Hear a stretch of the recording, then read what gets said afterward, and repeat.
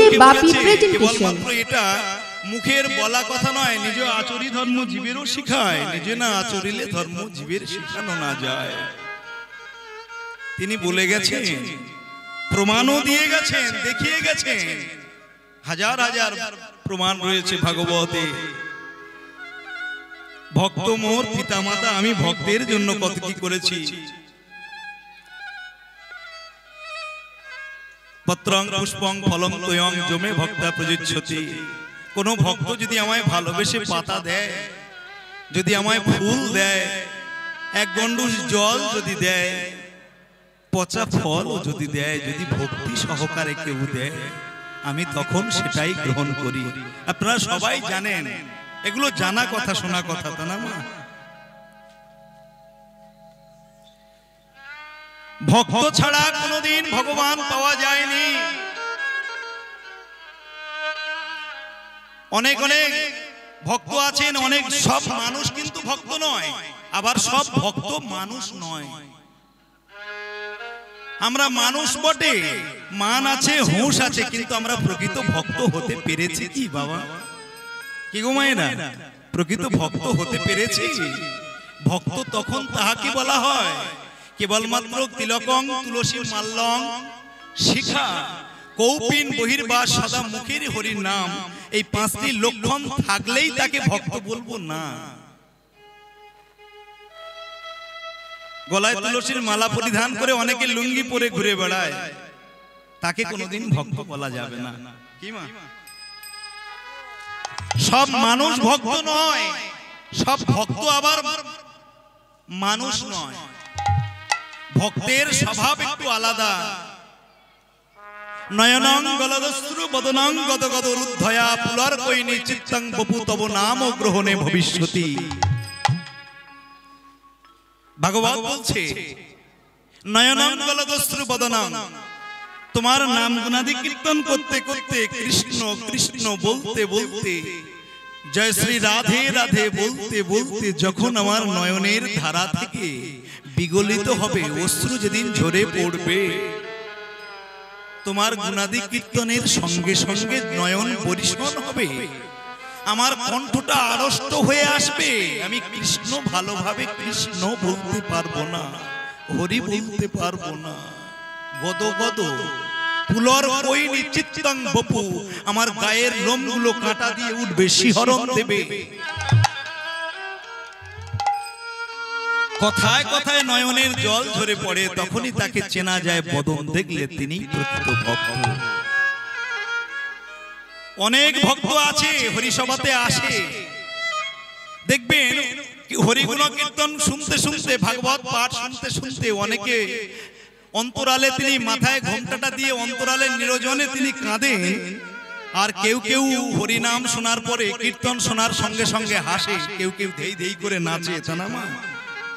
কিন্তু প্রকৃত ভক্তের একটাই কর্তব্য, আপনাকে অনেক কিছু করতে হবে না, অনেক নিয়ম মেনে চলতে হবে না। আপনি পারছেন না, আপনি অসুস্থ হয়ে পড়েছেন, আপনার সারা দিন কাটাতে গেলে 4টে ওষুধ খেতে হয়। অ্যালোপ্যাথি ওষুধ ছাড়া জীবন চলে না। থাকলে স্মরণ হয় না মরণ, সাধু শাস্ত্রে জানা যায়, স্মরণ মোদের সর্বস্ব ধন, স্মরণ নিয়ে চলতে হয়। পশু পাখি হয়ে তারা ভগবানের কাছে কাঁদছে, অপদ পদ চিন্তসী বাণী চিন্তসী চতুষ্পদ, যে কথা বলতে পারে না বাণী চিন্তসী। বোবা সে কাঁদছে, দয়াময় যদি তুমি আমার এমন বোবা না করে দিয়ে, যদি তুমি আমার যদি কথা বলার শক্তিটুকু দিতে, আমি তোমার নিরজনে মন্দিরে বসে, আমি বসে বসে নাম করতাম, নিদাই গৌর হরি হরি নাম করতাম বসে বসে, আমি বসে বসে হরি নাম করতাম। ওগো দয়াময়, ওগো দয়াময়,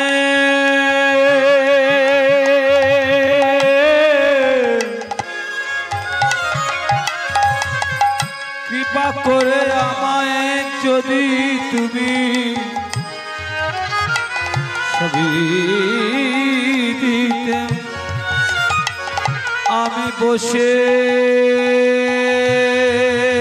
বসে না করিতাম, আমি বসে বসে বসে বসে হরিনাম করিতাম।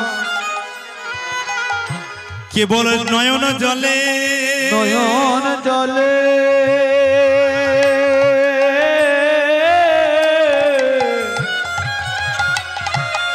ও গো কেঁদে কেঁদে কেঁদে কেঁদে বসে বসে বসে বসে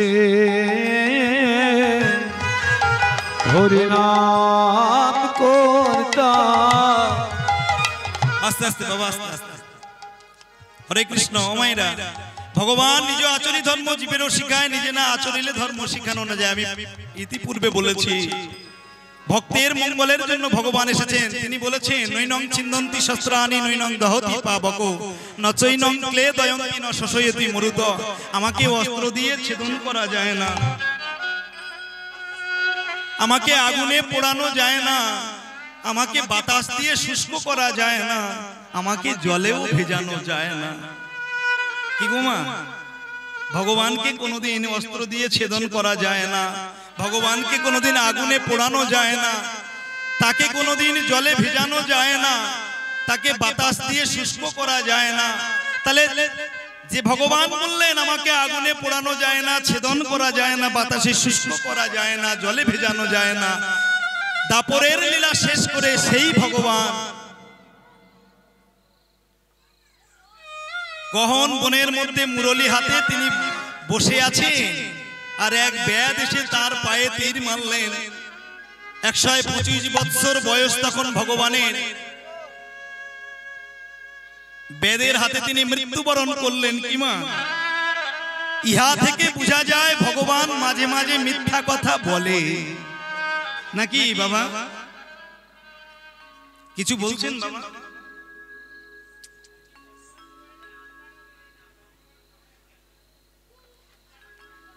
হরে কৃষ্ণ, আপনার চরণে দণ্ডবত। ভগবান বললেন আমাকে মারা যায় না, মারা কোনোদিন অস্ত্র দিয়ে ছেদন করা যায় না, বাতাসে শুষ্ক করা যায় না, আগুনে পোড়ানো যায় না এবং ভেজানো যায় না। তাহলে সেই ভগবান দাপরের লীলা শেষ করার পরে গহন বনের মধ্যে, আপনারা মহাভারত পাঠ করে শুনেছেন তা না মা? কার্তিক মাসে, দামোদর মাসে গীতা ভাগবত পাঠ হয়, সেখানে আমরা সবাই জেনেছি, জানি কথাটা। তাহলে ভগবান বেদের হাতে মৃত্যুবরণ করলেন কেন? ইহা থেকে বোঝা যায় ভগবান মাঝে মাঝে মিথ্যা কথা বলে বলে বলে। কি গো, বলে তো নাকি? ভগবান বললেন আমি মিথ্যুক নই, আমি এ জীবনে যা করেছি ভক্তের জন্য করেছি। আমি কখনো রাখাল হয়েছি, আমি কখনো চোর হয়েছি, কখনো আবার আমি মুটে হয়েছি। যা কিছু করেছি সব ভক্তের জন্য। যার গর্ত সেই খোলে, কারুর গর্ত কারুর খুলে দিতে হয় না। যার পাপ সেই করে। আমি পারবো না আপনাদের পাপ রাশি এনে দিতে। কি মা, আমি পারবো কি? আমি তো টাকা নিয়ে হরিনাম করছি, পাপ আমার হচ্ছে, আপনাদের হচ্ছে না। যার পাপ সেই করে, যার গর্ত সেই খোলে, গর্ত কারুর খুলে দিতে হয় না। ভগবান তিনি আজ জগৎ পিতা জগৎ স্বামী হয়ে ভগবান হয়ে তার মৃত্যুবরণ করতে হলো কেন এক বেদের হাতে?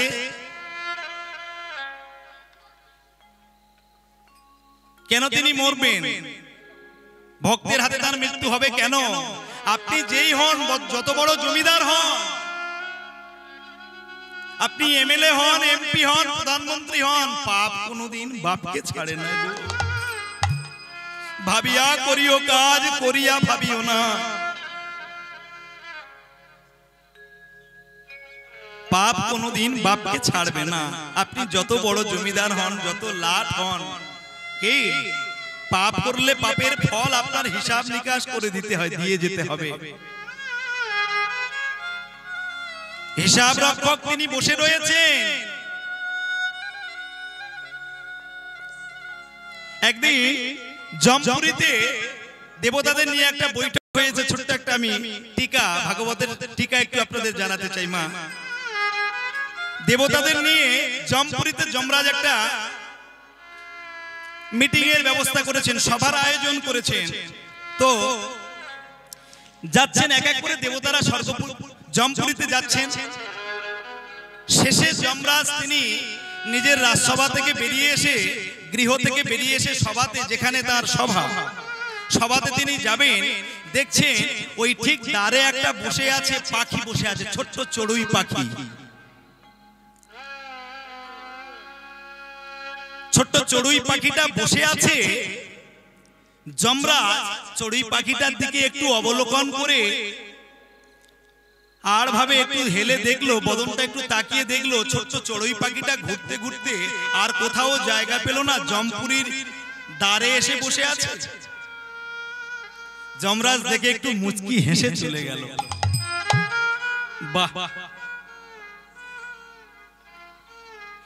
সমস্ত দেবতারা এসে হাজির হয়ে গেছেন। শেষে এসেছেন অমায়েরা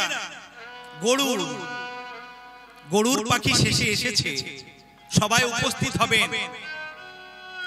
তো এখন ছোট্ট চড়ুই পাখিটা, পাখিদের সিনিয়র যিনি, যাকে সর্দার বলে, যাকে গুরু বলে মানা হয়, চড়ুই পাখি ছোট্ট কিন্তু গরুর অনেক বড়। তিনি ভগবানের সঙ্গে থাকেন, ভগবানের চরণ সেবা করেন, তিনি তো দাস, ভগবানকে বহন করেন, পিঠে নিয়ে ঘোরেন। তার অন্তরের কথাটা তিনি জানালেন।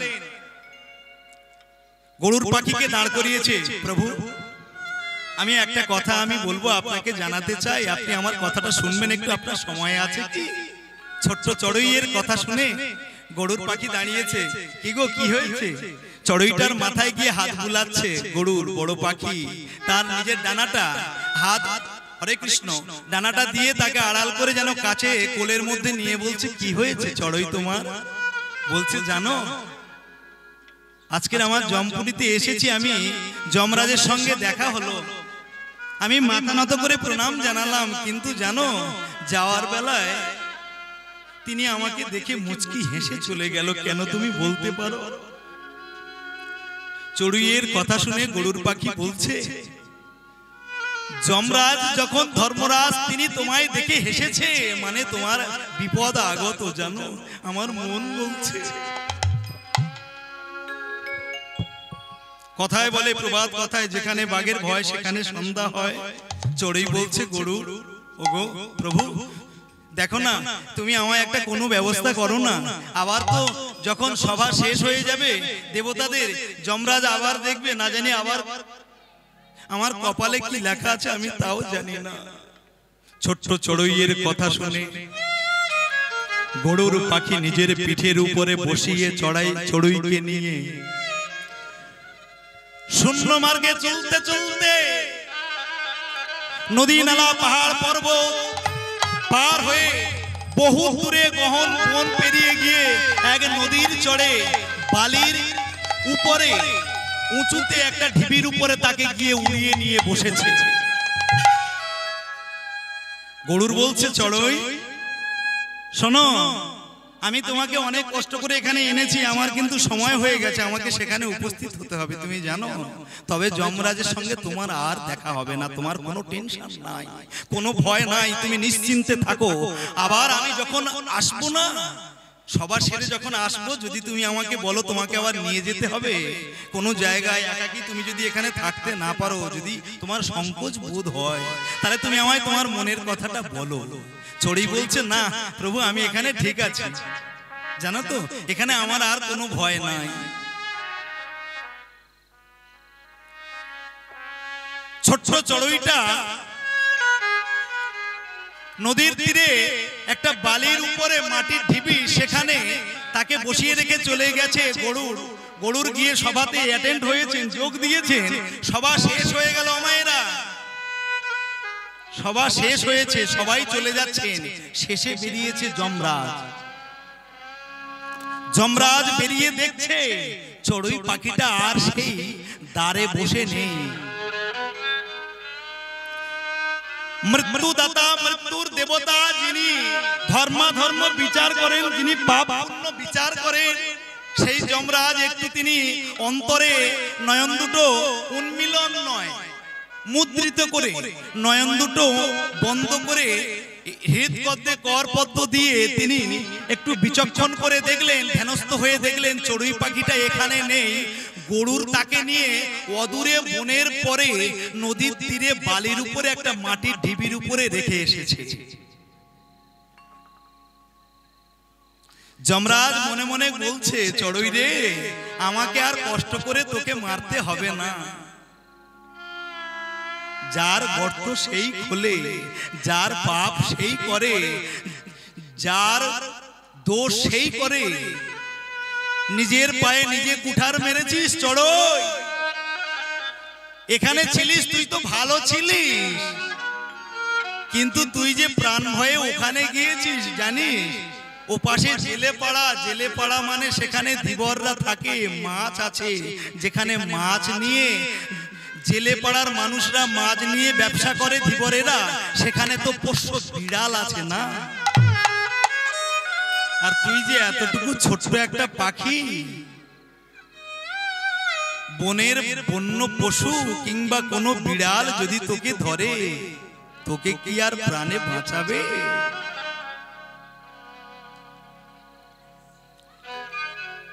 মৃত্যু যার যখন এসে যায়, নিয়তি কেন বাধ্যাতে, মরণ কারোর কোনোদিন কথা শোনে না।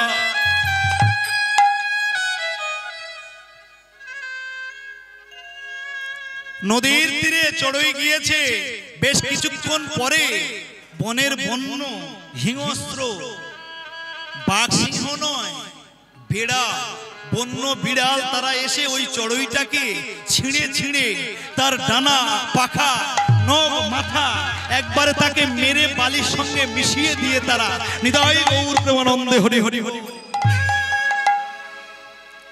তুমি ভেবেছ কি মনে, ভেবেছ কি মনে, এই ত্রিভুবনে, এই ত্রিভুবনে, ওগো তুমি যাহা করে গেলে কেউ জানে নাম, বারে বারে আর নিতাই গৌর হরি হরি হরি হরি বল। মন আমার বারে বারে আর আশা হবে না। ভেবেছ কি মনে, এই ত্রিভুবনে, ভেবেছ কি মনে, এই ত্রিভুবনে, তুমি যাহা করে গেলে কেউ জানে নাম, বারে বারে আর আশা হবে। মায়েরা সবাই করে করে তালি দিয়ে মা একটু ঘুমটা ছেড়ে যাবে, করে করে তালি দিয়ে আশা হবে না মন আমার, বারে বারে আর আশা হবে না। সাবধানে চল মন, হও হুঁশিয়ার, জীবন তরি বয়ে যায় আসে অন্ধকার। ওরে মন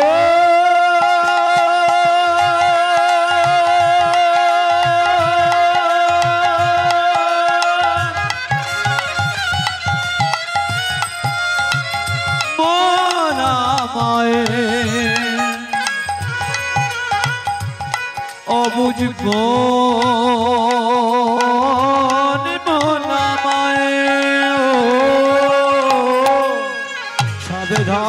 চলো হও হুঁশিয়ার, জীবন তরি বয়ে যায় আসে অন্ধকার। সাবধানে চলো মন হও হুঁশিয়ার, জীবন তরি বয়ে যায় আসে অন্ধকার। আবার মানুষ দেবতা হয়, হয় মানুষ দেবতা হয়, হয় অবতার। মানুষ দেবতা হয়, হয় অবতার। মানুষ দেবতা হয়, হয় অবতার।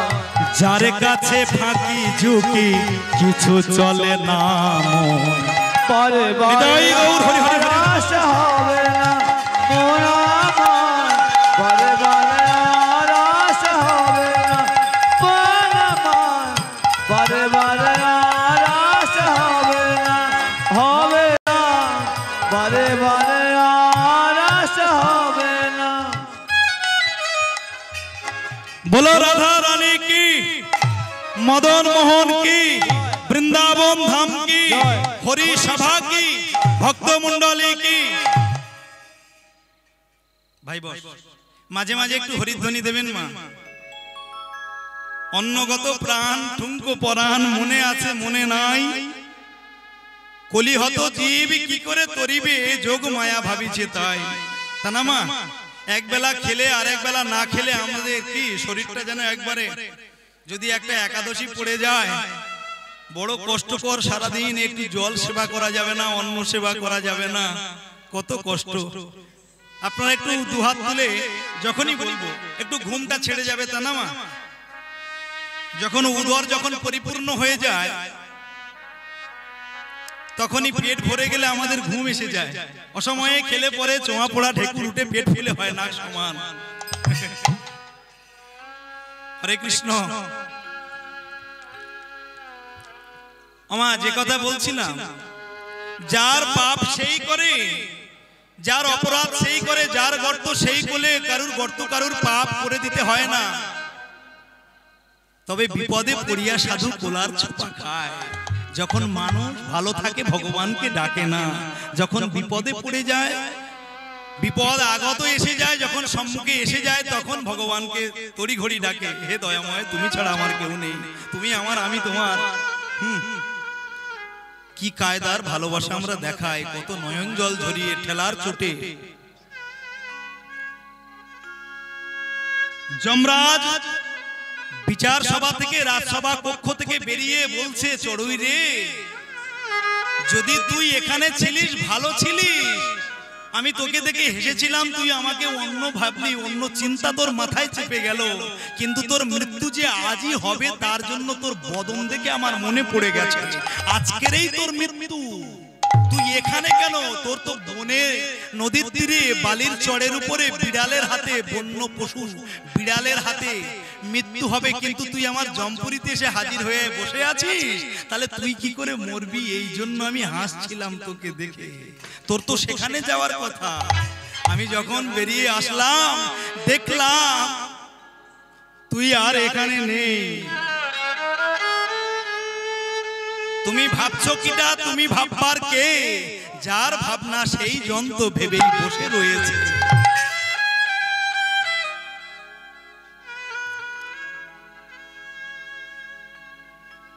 ভগবান তাহলে তার মৃত্যু হলো কেন? তিনি মরবেন কেন? তিনি যে ভগবান, সাধারণ এক ব্যাধের হাতে মরবেন কেন? পাপ কোনোদিন, পাপের হাত থেকে কোনোদিন রেহাই পাওয়া যাবে না, পাপের হাত থেকে উদ্ধার পাওয়া যাবে না। আপনারা সবাই জানেন সেদিন বালির ছোট ভাই সুগ্রীবকে ভগবান উদ্ধার করেছিলেন, বালিকে বধ করেছিলেন। কেন? বড় দাদা হয়ে নিজের ভাইয়ের স্ত্রীকে অপহরণ করেছিলেন, তাকে গ্রহণ করে নিয়েছিলেন বাহুবলে, নিজের গায়ের ক্ষমতা বলে। ভগবান এই অপরাধ, মর্যাদা পুরুষোত্তম ভগবান রাম, তিনি মেনে নিতে পারেননি। তুমি বড় দাদা বলে, তুমি বড় ক্ষমতাশালী ব্যক্তি বলে, তুমি শিক্ষিত মানুষ বলে মূর্খ মানুষের উপরে তুমি দেশের নেতাগোতা হয়েছো, তুমি এমএলএ এমপি হয়েছো, বড় চেয়ার পেয়েছো, মাস্টার হয়েছো, উকিল হয়েছো, ব্যারিস্টার হয়েছো, তা বলে তো গ্রামের গরিব মানুষকে তুমি দুর্ব্যবহার করতে পারো না। এটা কোনো সৎ মানুষের কর্তব্য নয়, কোনো ভক্তের কাজ নয়। যারা এমন দুর্ব্যবহার করে আমার ভক্তের সঙ্গে, তাদের পদে পদে বিপদে পড়তে হয়। তাই বালিকে মেরে সুগ্রীবের স্ত্রীকে তারাকে ফিরিয়ে এনে দিয়েছিলেন বালির ছেলে অঙ্গদ। আমি সংক্ষেপে বলবো, সবাইয়ের জানা কথা, শোনা কথা, আমরা ভগবানকে ভালোবাসি, তাই ভগবানের কথা। কি গো মায়েরা, এই শীতকালে মাঘ মাসের 23 তারিখের শীতে উত্তরে বাতাস বইছে এখনো, যদি পুকুরে নেমে আমি এক মুঠো চিনি মুখে দিই, টক লাগবে না ঝাল লাগবে? মিষ্টির যা কাজ, মিষ্টতা বজায় রাখবে। আমি যদি লোটা কম্বল কিংবা ব্ল্যাঙ্কেটের মধ্যে যদি আমি একটা কাঁচা লঙ্কা যদি চিবাই, তাহলে ঝাল লাগবে না মিষ্টি লাগবে? তার যা স্বভাব। ভগবানকে আমরা সবাই ভালোবাসি, ভগবানের গুণামৃত আমরা সবাই কিন্তু যেখানেই হোক না কেন, জানা হোক অজানা হোক, অনেকেই বলেন সেই তো পুরানো কথা, 50-60 নিয়ে গেল সেই রামায়ণ মহাভারতের কথা, একই কথা একই বিষয়বস্তু, কত আর শুনবো। কিন্তু না, আমরা যাকে ভালোবাসি তার গুণকীর্তন যতই হোক আমার জানা অজানা, সবসময় যেন নূতনত্ব লাগে আমাদের কাছে। আমরা তাকে গুরুত্ব দিই না, তাকে ভাবি না, মন থেকে তার কথা চিন্তা করি না। অনেক কিছু আমরা জেনেছি, কিন্তু আমরা সবকিছু জানার পরেও মানুষ হয়ে মানব জন্ম পেয়ে ধরার বুকে এসেছি। হেন সুন্দর বনে ছোট্ট একটা গ্রামে আমরা মানব জন্ম পেয়ে এসেছি, এর পরজন্মে মানুষ হতে পারবো কিনা তাও জানি না। তবে মানব জন্ম যখন একবার পেয়েছি, প্রতিটি জীবের কর্তব্য ভগবানের শরণ নিয়ে চলা, তার গুণাদি কীর্তন করা। বালির ছেলে অঙ্গদ বলেছিল, প্রভু সীতা মা হারিয়ে গেছে, তুমি কাঁদছো, আমরা কথা দিলাম তোমার সীতা মাকে এনে দেব, তবে আমার বাবাকে যে মেরেছে আমি যেন তাকে মারতে পারি, তুমি আমায় এই আশীর্বাদ করো। ভগবান সেদিন রাম ভগবান, মর্যাদা পুরুষোত্তম ভগবান স্তম্ভিত হয়ে গেল ওই বালির ছেলে অঙ্গদের কথা শুনে। সে কি গো বালির, তুই অঙ্গদ তুমি কি চাইছো? প্রভু আমি কিছুই চাই না, আমি টাকা পয়সা নধন নজন ন সুন্দরী কবিতা বা জগদীশ কাময়ে মম জন্ম জন্মনীশ্বরে ভবতৎ ভক্তির হয় তুই, তোমার চরণে আমার যেন সদাই মতি গতি থাকে, ভক্তি থাকে, কিন্তু আমি অন্য কিছু টাকা পয়সা ধন দৌলত চাই না। আমার বাবাকে যে মেরেছে বলে আমি যেন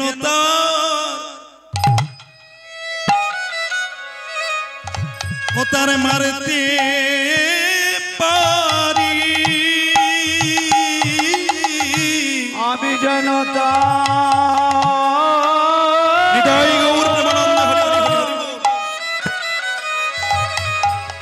মারতে পারি,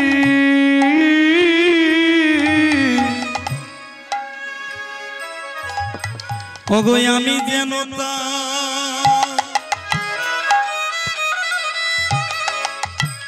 ও তারে মারতে পারি, আমি যেন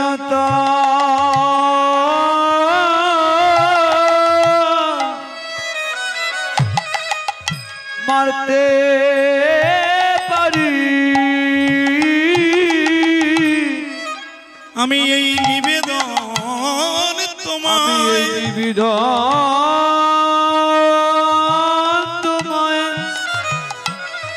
ওগো দয়ালে জানাইয়ে রাখি,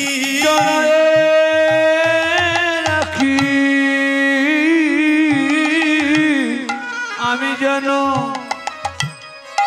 তাই মারতে পারি, আমার এই নিবেদন তোমায়, নিবেদন দয়ালে জানাইয়ে রাখি, আমি যেন তারে মারতে পারি। আমি অন্য কিছু ধন চাহি না দয়াল, আমি যেন তারে মারতে পারি, অন্য কিছু চাহি না দয়াল, আমি যেন তারে মারতে পারি। এই আশীর্বাদ করো দয়াময়, আমি যেন তারে মারতে পারি। এবারে হৃদয় গৌর হরি হরি, এই আশীর্বাদ করু তারে, আমি যেন মারতে পারি। এই আশীর্বাদ করু তারে, এই আশীর্বাদ করো মনে।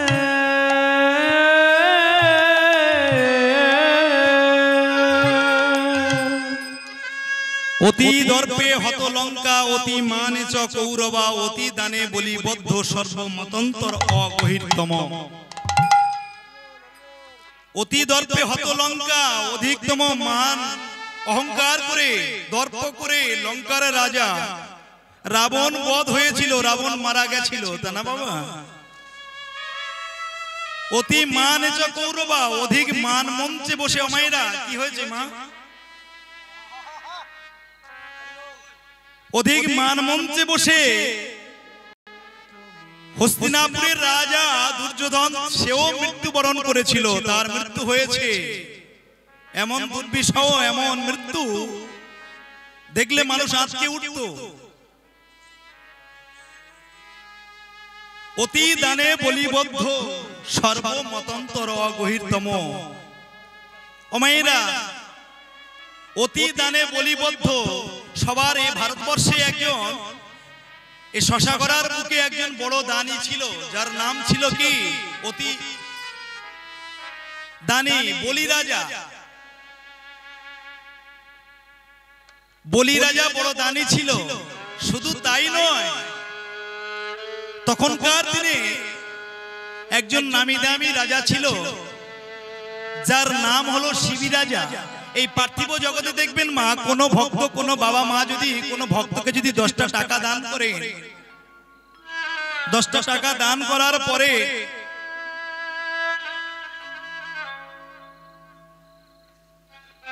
মনে মনে অহংকার করে বলে, আমি পথে দেখা হয়েছে এক ভিক্ষুক, এক ভিখারি, তাকে আমি 10টা টাকা দিয়েছিলাম, হরিসভাতে গিয়ে আমি 100 টাকা পুরস্কার দিয়েছিলাম, তার গান ভালো লেগেছিল, তাকে 500 টাকা দিয়েছি।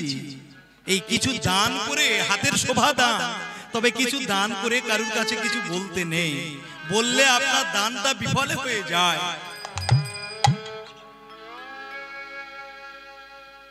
তখনকার দিনে একজন নামি দামি রাজা ছিল, যে রাজার নাম হলো শিবি রাজা। শিবি, এই শিবি রাজা তিনি এমন বলি রাজার মতো তিনি একজন দৃঢ় প্রতিজ্ঞ, তিনি একজন দয়ালু, একজন ভক্তি নিষ্ঠাবান মানুষ ছিলেন, রাজা ছিলেন শিবি রাজা।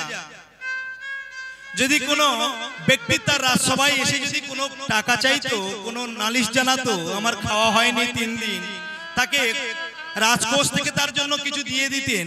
যদি কারুর জন্য ছেলে মেয়ের পড়াশোনা হয় না, টাকা দিয়ে দিতেন, বই কিনে দিতেন। রাজা হয়ে কত কিনা করেছেন। এই অধিক দান করতে করতে শিবি রাজা একদিন তিনি মনে মনে ভাবলেন, মানুষ আমার কাছে কত মানুষ, হাজারে হাজারে মানুষ, যে যা চায় আমার কাছে আমি তাকে তাই দিয়ে দিই। আমার মতো বড় দানী রাজা, আমার মতো এমন রাজা এ দুনিয়াতে নেই। মানুষের যখন অহংকার জন্ম নেয় মনে, অভিমান যখন এসে যায়, অভিমান চূর্ণ করার জন্য, অহংকার চূর্ণ করার জন্য, দর্প চূর্ণ করার জন্য কিন্তু একজন প্রস্তুত আছেন। ভগবান তিনি আছেন। তো বনের এক ব্যাধ, ওমাইরা, বনের এক ব্যাধ বনে পশু শিকার করতে গিয়ে এক পাখি তিনি শিকার করেছেন। প্রতিদিন যায় বনে, বন্য পশু শিকার করেন, পশু পাখি শিকার করে আনেন। তারপরে তিনি একটা বড় ধরনের সুন্দর, বেশ তার গায়ের রং এত সুন্দর দেখতে, তাকে দেখলে যেন নিজের পোষার ইচ্ছা হয়, তাকে নিজে ঘরে পুষতে ইচ্ছা করলো। তার কাজ কি, বনে গিয়ে পশু পাখি শিকার করে, শিকার করে আনার পরে আবার নিজে কসাই হয়ে সেই পশু পাখিকে বলি দিয়ে আবার বাজারে তার মাংস বিক্রি করে। এই বেদের কাজ, এটা কর্ম, এটা বনে গিয়ে পশু পাখি শিকার করে আনেন, ধরে আনেন, আবার তাকে বাজারে গিয়ে তাকে কেটে তা অঙ্গ থেকে মাংস বিক্রি করে, তাকে বিক্রি করে বিনিময়ে চাল ডাল কলা আলু মূলো কিনে নিয়ে নিজের সংসার চালায়। তো সেই বেদ একদিন বড় একটা সুন্দর কালার রঙের পাখি পেয়েছে, ধরেছে বনে গিয়ে, ধরে পাখিটাকে নিয়ে বাড়িতে এসেছে। বলছে, এই পাখিটাকে আমি আর মারবো না, পাখিটাকে নিয়ে আমি নিজে ঘরে রেখে, লোহার খাঁচায় রেখে বন্দি করে পাখিটাকে পুষতে চাইলো। কেন? এই পাখিটাকে যদি আমি পুষি, যদি রেখে দেই, তাহলে সে যদি একদিন কথা বলে, এত সুন্দর দেখতে, কত পাখি তো কথা বলে, ও যদি কথা বলে কত ভালো লাগবে। আর তার এমন রূপ, এমন তার রংচয়ে শরীর দেখলে যেন লোভ হয়, তাকে মারতে ইচ্ছা হয় না। ওই পাখিটার পায়ে একটা লোহার বেড়ি পরিয়ে বালা পরিয়ে রেখে দিয়েছে। পাখিটার প্রতি লোভ হয়েছে, পাখিটাকে পুষবে, তাকে মারবে না। পাখিটাকে লোহার খাঁচায় রেখে তাকে প্রতিদিন খাবার দেয়, টাইম টাইম জল দেয়, তার সেবা যত্ন করে। একদিন ওই ব্যাদ তিনি ঘরে নেই, তার ছোট্ট ছেলেটা বাবা নেই, সে খাবার দিতে গিয়ে বাটিতে করে পাখিটায় খাবার দিতে গিয়ে ওই লোহার খাঁচার গেটটা খুলে খাবারটা দিয়েছে। খাবারটা দেওয়ার পরে ওই লোহার গেটে খাঁচার দরজাটা বন্ধ করতে বাচ্চা ছেলে, তার ছেলে মানুষ, তার মনে নেই। বাঁধা পাখি যদি একবার ছাড়া পায়, সে কি সহজে থাকে খাঁচায় বন্দী হয়ে? প্রতিদিন মনে মনে চিন্তা করে, কোনো একদিন যদি আমি দূর বনে, যদি আমি শূন্য ফাঁকা আকাশে, খোলা আকাশে যদি আমি উঠতে পারতাম, আমার জীবনটা ধন্য হয়ে যেত। আমি পক্ষীকুলে পাখিকুলে জন্মগ্রহণ করেছি বলে আমাকে লোহার খাঁচায় বন্দী হয়ে থাকতে হচ্ছে। আমি কথা বলতে পারি না, আমাকে বন্দী করে রেখেছে। আমাকে তার মতো আমাকে খেতে দেয়, খাবার দেয়, আমায় আদর যত্ন করে। আমার মালিক, তার কথা মতো আমায় চলতে হবে। আমি কথা বলতে পারি না। পাখি প্রতিদিন দুঃখ করে, কিন্তু সেদিন লোহার খাঁচার যখন গেটটা খুলে গেছে, দিতে মনে নেই ছেলেটার। পাখিটা উড়ে চলে গেছে। হঠাৎ পাখি খাঁচা থেকে বেরিয়ে উড়ে চলে যাবে, আর এহেন সময় ওই বাড়ির মালিক, ওই ব্যাদ যে পাখি ধরেছিল, তিনি ঘরে ফিরছে। দেখতে পেল হঠাৎ যেন তার বাড়ির থেকে ওই বড় রংচয়ে বড় পাখিটা ডানা উঠতে উঠতে বেরিয়ে চলে যাচ্ছে। ছুটতে এসে যে পাখি ধরেছিল ব্যাদ, তাড়াতাড়ি এসে বাড়ির থেকে অস্ত্রটা, তরবারিটা হাতে করে নিয়ে ছুটছে। এই ধর ধর, তোরা ধর, কে কোথায় পারিস ধর, পাখিটাকে যে ধরতে পারবি। কত কথা বলে যাচ্ছে, আর পাখির পিছনে ছুটতে ছুটতে ছুটতে ছুটতে চলে যাচ্ছে। পাখিটা আমার, যদি কেউ পাখিটাকে ধরে দিতে পারে, সেই ছেলেরা তোরা ধর। ছুটছে হাতে একটা ধারালো তরবারি নিয়ে। এতদিন তোকে খাইয়েছি, এতদিন পরিয়েছি, আজ তুই আমাকে, আমার অন্ন খেয়ে আমার অন্ন ধ্বংস করে তুই আজ ফাঁকি দিয়ে চলে যাবি, আমি তো মেনে নিতে পারবো না। বুদ্ধিমান মানুষ, মানুষ লোভে লোহা বয়, বিনা লোভে কেউ তুলো বইতে রাজি নয়। তো এখন তিনি করেছেন কি, তরবারিটা নিয়ে ছুটতে ছুটতে গিয়ে পৌঁছাবেন কোথায়? একবারে ঘন জঙ্গল পেরিয়ে, পাড়া, নগর, শহর, গ্রাম গঞ্জ পেরিয়ে গিয়ে রাজপ্রাসাদে, রাজ দরবারে বড় পাঁচিলের উপরে গিয়ে তিনি বড় পাখিটা গিয়ে বসেছে। কোথায়? রাজপ্রাসাদ, বড় পাঁচিল দিয়ে, 8-10 ফুট হাইটের বড় পাঁচিল দিয়ে ঘেরা। ওই জমিদারের পাঁচিলের উপরে গিয়ে বসেছে। জমিদারকে শিবি রাজার রাজপ্রাসাদে বড় পাঁচিলের উপরে গিয়ে যখন বসেছে, ছুটতে ছুটতে দম হাঁপিয়ে গেল, তবু কিন্তু আশা ছাড়লো না। হাতে তরবারিটা নিয়ে ওই ব্যাদ গিয়ে পাখিটাকে ধরবে বলে যখন রাজপ্রাসাদের কাছাকাছি চলে গেছে,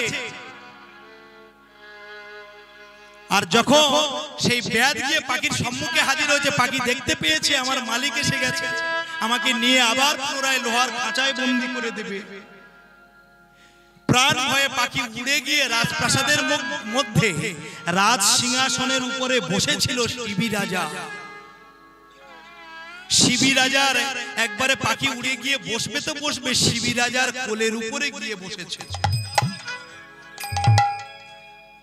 প্রাণ ভয়ে পাখিটা গিয়ে শিবি রাজার কোলের উপরে যেই না বসেছে, মা, বড় পাখি, অপরূপ সুন্দর দেখতে, তার রংচয়ে পালকগুলো দেখে, রং দেখে রাজার বড় ভালোবাসতে ইচ্ছা হলো। গায়ে মাথায়, পাখির গায়ে মাথায় হাত বুলাচ্ছে। কাদের পাখি জানি না, এত সুন্দর পাখি, সে যখন আমায় আশ্রয় নিয়েছে প্রাণ ভয়ে, তাহলে আমি রাজা হয়ে কথা দিলাম, এই মন্ত্রীকে অর্ডার করলো, তোমরা পাখিটাকে নিয়ে রাজ দরবারের মধ্যে পাখিটাকে নিয়ে যত্ন করে তোমরা রেখে দাও। এদিকে তরবারি নিয়ে ওই ব্যাদ ছুটে আসছে। মহারাজ, এই যে আপনি যে পাখিটাকে নিয়ে আপনি আপনার রাজ দরবারের মধ্যে রেখে দিতে চাইছে। ওই পাখিটা কিন্তু আমার পাখি, আপনি জানেন না। পাখি আপনি দিয়ে দিন, ওই পাখিটাকে মেরে আমি বাজারে গিয়ে বিক্রি করে, ওর মাংস বিক্রি করে, ওকে কেটে কুচি কুচি করে মাংস বিক্রি করে আমি চাল ডাল কলা আলু নিয়ে গিয়ে আমার নিজের ঘরে আমি রন্ধন করে পিতা মাতা বাবা মাকে আমি ছেলে স্ত্রী পুত্র পরিজনকে আমি খেতে দেব। মহারাজ বলছে এই যে তুমি যে ব্যাস, তুমি পাখিকে ধরেছো, তুমি তোমার পাখির মালিক, তুমি বলছো তোমার পাখির তুমি পরিচয় দিতে পারবে? এই পাখি যে তোমার, তুমি প্রমাণ দিতে পারবে? তখন ওই ব্যাদ হাতে তরবারি নিয়ে দাঁড়িয়ে আছে, বলছে আমি সত্য অঙ্গীকার করছি, আমি গরিব হতে পারি, আমি দুঃখী হতে পারি, দরিদ্র হতে পারি, কিন্তু আমি মিথ্যাবাদী নই মহারাজ। ওই পাখিটা যে আমার। পাখির পায়ে দেখুন একটা লোহার একটা শিকল পরানো রয়েছে। যদি কারোর পোষা পাখি হয়, যদি কারোর পোষ্য হয়, কোন জীব যদি কেউ পুষে থাকে, আদর করে হয় তার দানা ছিটে দেয় কিংবা পায়ে বেড়ি পরিয়ে রাখে, এটা আমার পাখি, আমি সিগন্যাল দিয়ে রেখেছি, যদি কোথাও উড়ে চলে যায় বনে, আমি খুঁজে পাওয়ার জন্য তার একটা প্রমাণ রেখেছি।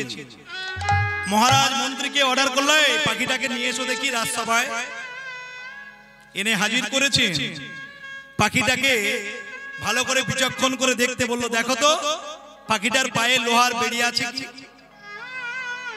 বড় পাখি, বড় বড় ডানা, গায়ের পালকে বড় ঢাকা পড়ে গেছে, আর ওই ডান পায়ে দেখছে একটা লোহার বেড়ি পরানো রয়েছে। মহারাজ বলছে হ্যাঁ এই যে তোমার পাখি, আমি এটা প্রমাণ পেয়েছি।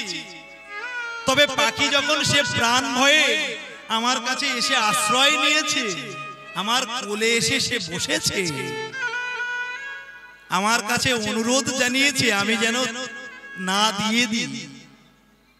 একটা পাখি যখন তার মুখে পাখির যে স্বর, তার স্বরের মধ্যে সে যেন আমায় জানাতে চাইলো মহারাজ আপনি আমাকে দিয়ে দেবেন না, ওই কসাইয়ের হাতে তুলে দিলে কসাই আমাকে নিয়ে মেরে ফেলবে, জানো, আমায় মেরে বাজারে বিক্রি করবে আমার মাংস, তুমি ওর হাতে আমায় তুলে দিও না।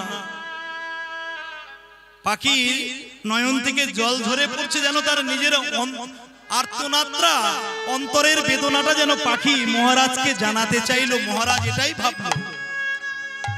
মহারাজ বলল শোনো, তুমি আমার কাছে এসো। কসাই, এই যে তুমি আমার কাছে এসো, তুমি কি চাও বলো পাখির বিনিময়ে?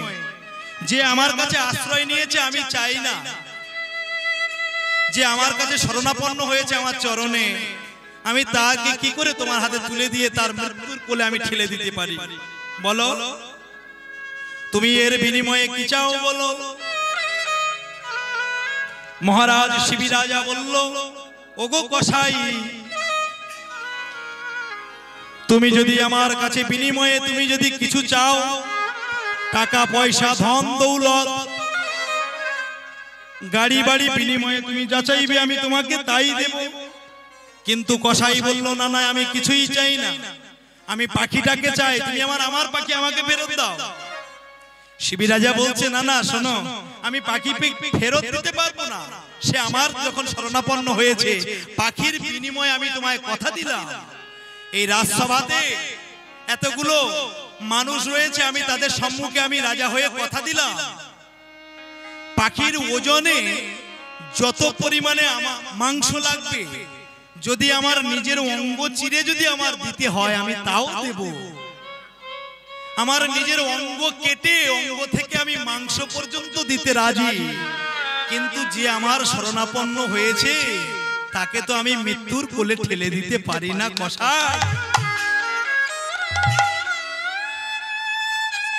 রাজা হয়ে ছোট্ট পাখিটার নিবেদন শুনে নিজের অন্তরে বড় ব্যথিত হৃদয়ে রাজা কথা বলতে বলতে তিনি কেঁদে ফেললেন।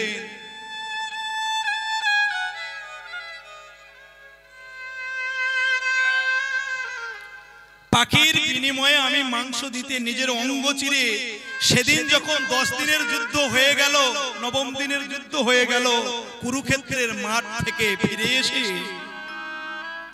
তাঁবুতে যখন ফিরে এসেছে গভীর রাত্রে, দাদা যুধিষ্ঠির কৃষ্ণ ভগবানের কাছে গিয়ে বলেছিল, সখা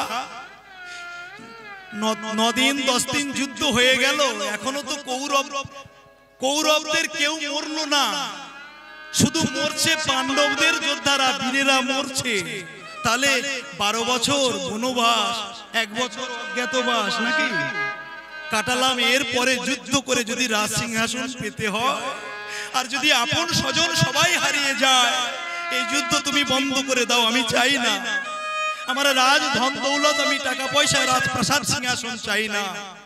সেদিন রাত্রে গভীর রজনীতে ভগবান কৃষ্ণ যুধিষ্ঠির দাদাকে ধরে কথা দিয়েছিল, দাদা তব ভ্রাতা মম সখা, সে যে সম্বন্ধী শিষ্য এ বচন মাংসানুকৃত্য দাস্যামি ফাল্গুনর্তে মহীপতে। ভগবান কৃষ্ণ যুধিষ্ঠির দাদাকে কথা দিয়েছিল, দাদা তব ভ্রাতা মম সখা, সে যে সম্বন্ধী শিষ্য এ বচন মাংসানুকৃত্য দাস্যামি ফাল্গুনর্তে মহীপতে। আমি কৃষ্ণ বেঁচে থাকতে, আমার দেহে প্রাণ থাকতে, তুমি যে বড় দাদা অর্জুনের দাদা, তোমার ভাই অর্জুন আমার সখা নয়, সে আমার ভাই, সে বন্ধু নয়, সে আমার শিষ্য নয়, সে আমার নিজের পুত্র সম। তাকে তুমি যাই ভাবো না, সে আমার সব। আমি কৃষ্ণ বেঁচে থাকতে তোমার ভাই অর্জুনের কোনোদিন মৃত্যু হবে না। মাংসানুকৃত্য দাস্যামি ফাল্গুনর্তে মহীপতে। কৃষ্ণ ভগবান যুধিষ্ঠির দাদার হাত ধরে কথা দিল গভীর রজনীতে, দাদা অর্জুনের মৃত্যু হওয়ার আগে যদি কৃষ্ণ বেঁচে থাকে, কৃষ্ণ যদি বেঁচে থাকে, অর্জুন যদি মারা যায়, আমি কৃষ্ণ আমার নিজের অঙ্গ থেকে অঙ্গ চিরে নিজের রক্ত দিয়ে আমি অর্জুনের প্রাণে বাঁচাবো, অর্জুনকে আমি মরতে দেব না। নিতাই গৌর কৃষ্ণ প্রেমানন্দে হরি হরি বল।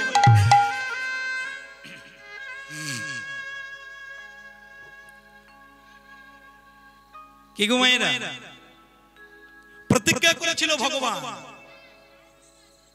তেমনি শিবি রাজা ঠিক তাই আজকের প্রতিজ্ঞা করেছে।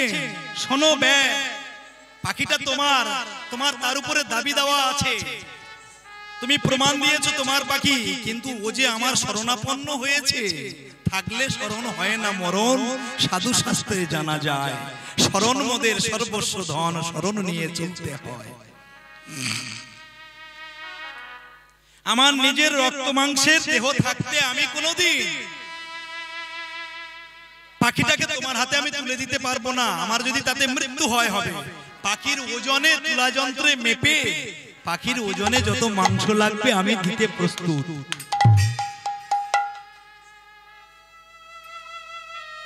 ভক্ত হওয়া শক্ত বটে, গুরু রইল বসে, বৃক্ষের ফল বৃক্ষে রইল, তার মোটা যেন গেল খসে। ভক্ত হওয়া এত সোজা নয়, মুখের কথা নয়। জীবে প্রেম করে যেই জন, সেই জন সেবিছে ঈশ্বর। বহু দূরে সম্মুখ ছাড়ি কোথা তুমি খুঁজিছ ঈশ্বর। জীবে প্রেম করে যেই জন, সেই জন তো সেবিছে ঈশ্বর। রাজা হয়ে কথা দিয়েছে, তুলা যন্ত্রে পাখিটাকে তুলে দেয়া হলো। মেয়েরা, তুলা যন্ত্রে পাখিটাকে তুলে দেওয়া হয়েছে। তুলে দেওয়ার পরে শিবি রাজার কাছে ওই কসাই এসে একটা তরবারি নিয়ে দাঁড়িয়েছে। কসাই মহারাজার অঙ্গ চিরে পাখির ওজনে মাংস দেবে বলেছে। পাখিটাকে যখন তুলা যন্ত্রে একদিকে তুলে দেওয়া হয়েছে, অপরদিকে প্রথম কেটে নেওয়া হলো শিবি রাজার বাম হস্তটা কেটে নেওয়া হলো। কাটলো কে? রাজসভায় হাজার হাজার মানুষ।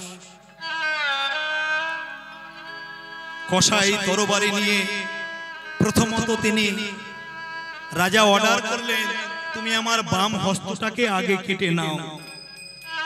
তুলা যন্ত্রে তুলে দিয়ে দেখো, যদি ওই পক্ষীর সমান না হয় আমি আরো দিতে প্রস্তুত। কসাই প্রথম দ্বিধাবোধ করলেও কিন্তু রাজার এমন দৃঢ় প্রতিজ্ঞা, হাজার হাজার মানুষ রাজপ্রাসাদে এহেন কাণ্ড দেখতে, ঘটনা দেখতে মানুষ নরনারী জড়ো হয়েছেন, তারা সবাই রাজার কাছে করজোড়ে মিনতি করলো, মহারাজ আপনি এহেন কর্ম করবেন না, আপনি নিজের জীবনটাকে বাজি রেখে এভাবে মৃত্যুর কোলে আপনি ফেলে দিতে পারেন না। আপনি যদি এই রাজপ্রাসাদ ছেড়ে মারা যান, একটা পাখির জন্য যদি আপনার মৃত্যু হয়, আমরা রাজ্যবাসী কোথায় যাব বলতে পারো? রাজার দোষে রাজ্য নষ্ট, রাজার পাপে রাজ্য নষ্ট, রমণীর পাপে সংসার নষ্ট।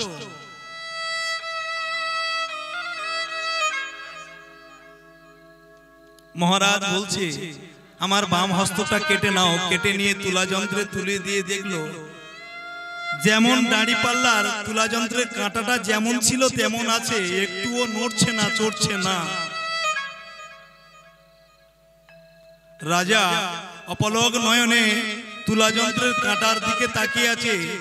রাজপ্রাসাদে নরনারী হাজারে হাজারে সবাই তুলা যন্ত্রের দিকে তাকিয়ে আছে আর করজোড়ে সবাই মহারাজার জন্য প্রার্থনা করছে।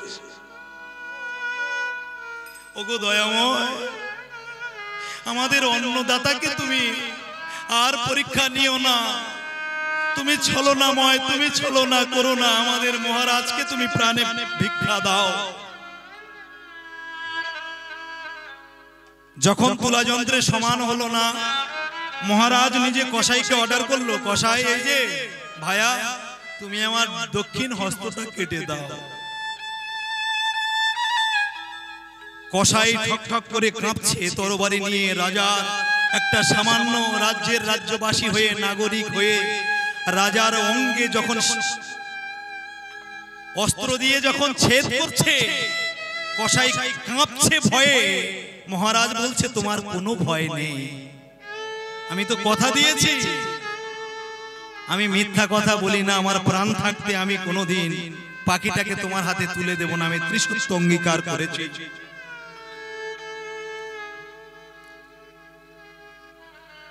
ডান দক্ষিণ হস্তটা কেটে যখন তুলা যন্ত্রে তুলে দেয়া হলো মা, তাতেও সমান হলো না।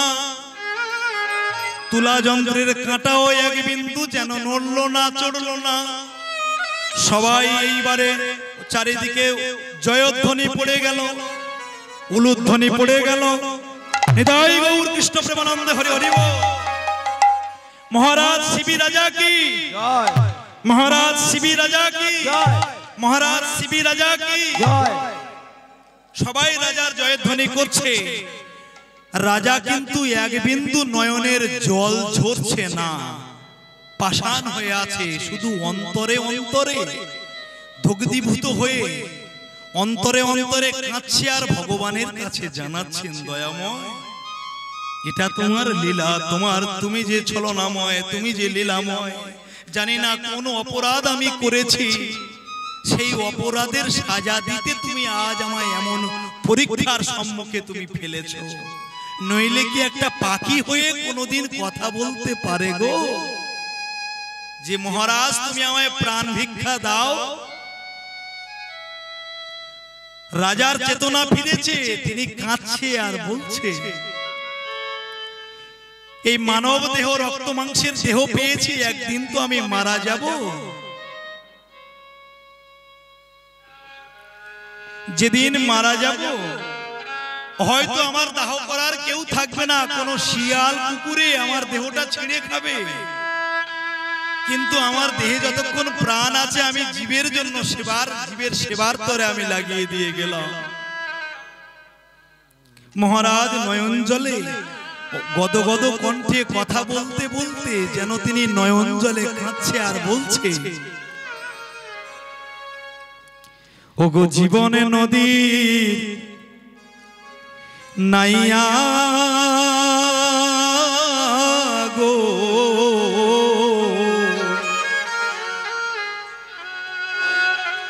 এই ভবের খেলা সাঙ্গ হলে গো,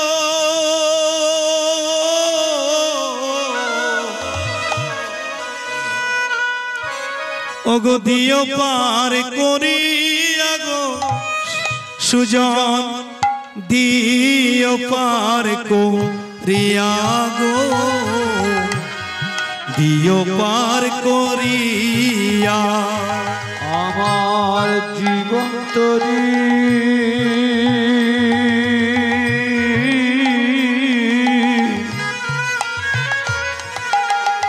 নয়া রে,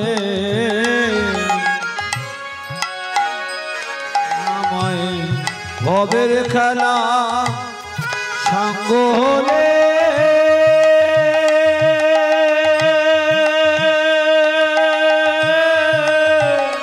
শ্রী গুরু নিতাই গৌর কৃষ্ণ প্রেমানন্দ হরি হরি বল। প্রিয় পার করি আর সুযোগ, প্রিয় পার করিয়া। বাম হস্ত কেটে তুলে দিয়েছে তুলা যন্ত্রে, ডান দক্ষিণ হস্তটা কেটে তুলে দিয়েছে। তুলা যন্ত্রের কাঁটাটা এখনো লড়লো না, চড়লো না, একই ঠায় দাঁড়িয়ে রইল। তাই শিবি রাজা আজ নয়ন জল ঝরিয়ে গদগদ কণ্ঠে কাঁদছে আর বলছে, জীবন নদী নাইয়া গো, ভবের খেলা সঙ্গ হলে,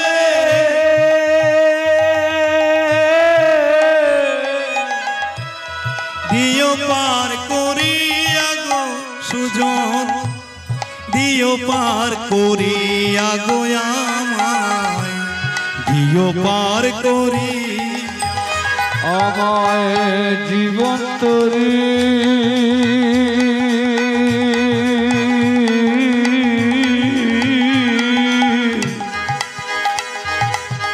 নয়া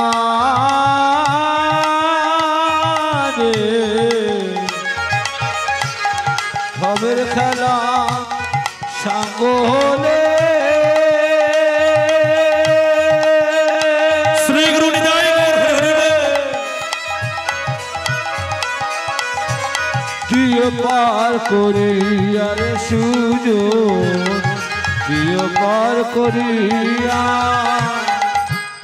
ওগো দয়াময়, কামনা বা সোনা দিয়া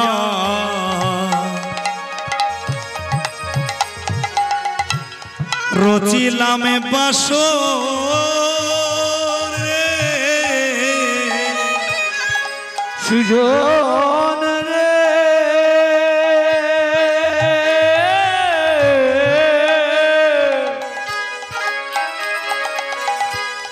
সুজনে আমায় কামনা বা আর কামনা বা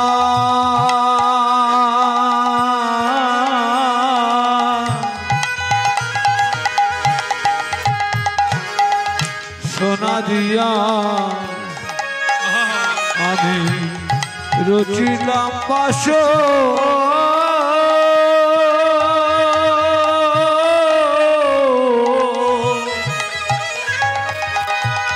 ভাবিনি তো ভেঙে যাবে মিলন আসর রে সুজন, মিলন আসর।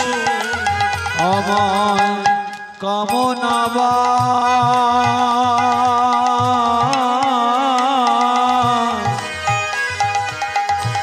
সোনা দিয়া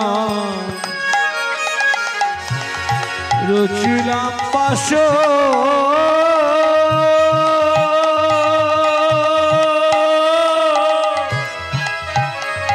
দয়াময়, জানি না কুভে যাবে মিলন আসর সুযোগ, মিলন আসর আমার জীবন নদী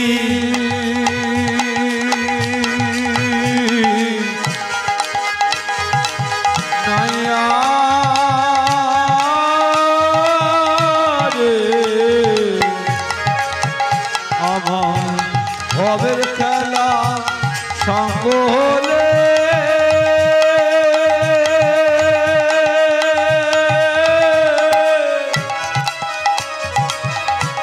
প্রিয় পার করিয়া রে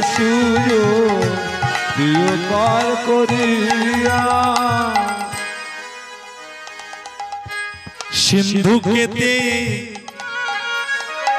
শিবি রাজা কাছে আর বলছেন দয়াময় আমি রাজা হয়েছি, বড় আসন পেয়েছি, বড় সম্মান পেয়েছি, কত অর্থ উপার্জন করেছি, ঘুরে ঢাকা শহর দিল্লি লহর, কত টাকা মোহর নিয়ে এলে, খেলে না পয়সা শিখি, কহো না দেখি তার কিছু কি তুমি সঙ্গে নিলে? কি আমার ছেলে আমার মেয়ে আমার বাবা মা খাবে, আমার স্ত্রী পুত্র পরিজন খাবে, ঘুরে ঢাকা শহর দিল্লি লহর, গাধার মতো খেটে কত টাকা পয়সা উপায় করলে, নিজে ভোগ করতে পারলে না, সুখের দিনে